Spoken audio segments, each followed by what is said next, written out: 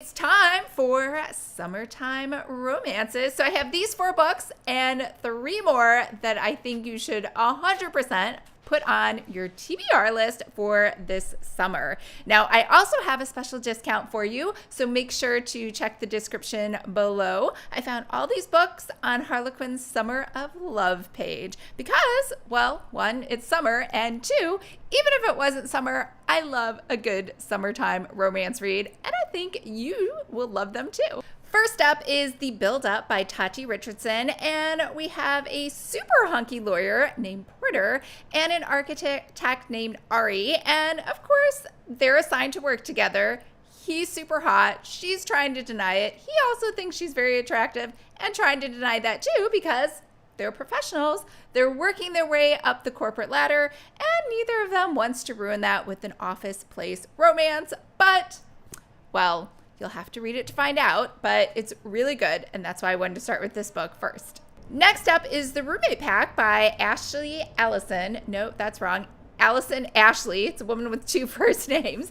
Anyways, so inside of here we have a friends to lovers trope, which is an ER nurse named Claire and a firefighter named Graham. So they've made a deal with each other, which is if they can't find somebody else, like their significant other, the love of their life, their soulmate, by the age of 40, then they'll just go ahead and try each other out. So classic sort of pact between besties because you're thinking, well, he's kind of cute and obviously we get along because we're such great friends. So why not just go ahead, hedge my bets and say, if in both cases we're still single, we'll just go ahead and date each other. So they don't even get to that yet because Graham ends up getting hurt, as you can see here on the cover, in a rock climbing accident, which I thought was kind of funny because he's a firefighter. I thought for sure it'd be like a firefighter accident, but no, he gets hurt in a rock climbing accident, and she's an ER nurse, so obviously she's going to take care of them, especially since they're roommates. And, well, obviously that requires them to spend even more time together. Next up is The Witch is Back by Sophie Morgan, and this one has a little bit of magic in it, which is kind of new for us because mostly I just recommend contemporary romance, but I was very excited about this. So Emma is a witch, and I believe Bastian is a witch too, which is why it says the witch is back. But I like the twist in this because she has a dog as her familiar instead of a cat. Very cute. And he just like up and left her. I think he was her fiance, and for 7 years he's just disappeared off the grid, and he suddenly comes back, which is kind of like everybody's fantasy, right? Like when a guy just suddenly disappears with no word, you're like, well, it wasn't me. It's because he was, carried away by a pack of werewolves, or he was kidnapped by a coven of other witches that wanted him, or maybe a big thing of vampires. I don't know, but any of that is possible because this is a witchy, magical kind of book. So anyways, we're going to find out why he left and if it's a good enough reason for her to accept to take him back. Next up is A Rule Book for Restless Rogues by Jess Everly. Now, I was really excited about this because it is a historical gay romance book, which I have never, ever even seen this subgenre. I mean, I'm not saying it's not out there or there haven't been a ton of books about it, but this is the first for me, so I for sure had to get it. Now, these are about 2 guys named David and Noah who were best friends during boarding school, and then when they grow up, they kind of take different paths. So David becomes like a very promising tailor, and Noah runs an underground queer club. Now, this is London 1885.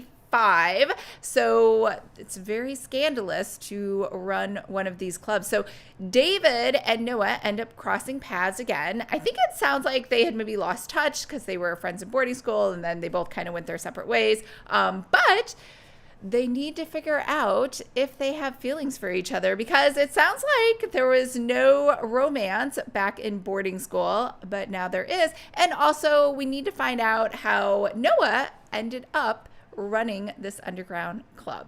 The next one is Kissing Kosher by Jean Meltzer, and this is a bakery shop espionage.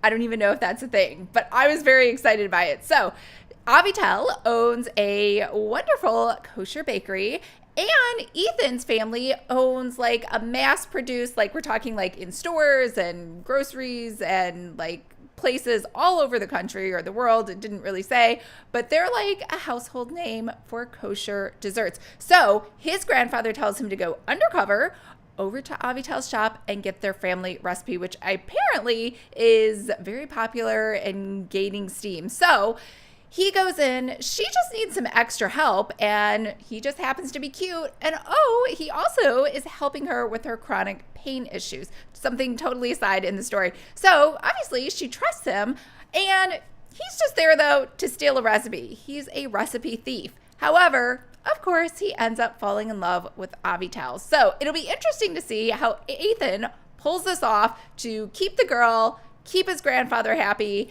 and still kind of steal her recipe. So you'll have to read that to find out. The next one is Full Moon Over Freedom by Angelina Lopez. And this is a Mexican-American romance set in Freedom, Kansas. So Jillian lost her virginity to the very handsome Nicky, but she left Freedom. She has children, but for some reason she's coming back for the summer. And of course, this is a second chance romance because not only is Nicky still around, but he has been pining away for her ever since she left. Jillian's goal is to get away from Freedom along with her 2 children by the end of summer. So this is definitely a summertime romance. And the last one is The Diamond Ring by Katie Casey, because no roundup of summer romance reads would be complete without a baseball romance. So we have a pitcher and a catcher, Alex and Jake, and they both were on the Oakland Elephants like 10 years ago.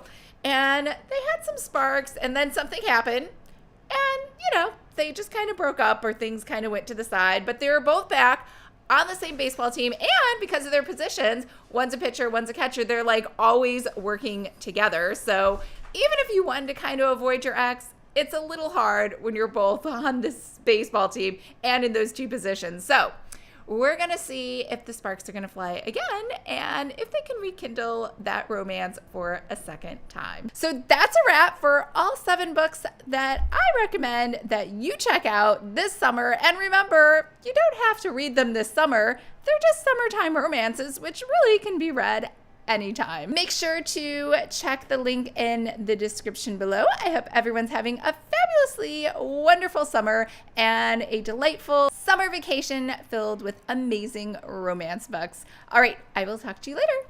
Bye.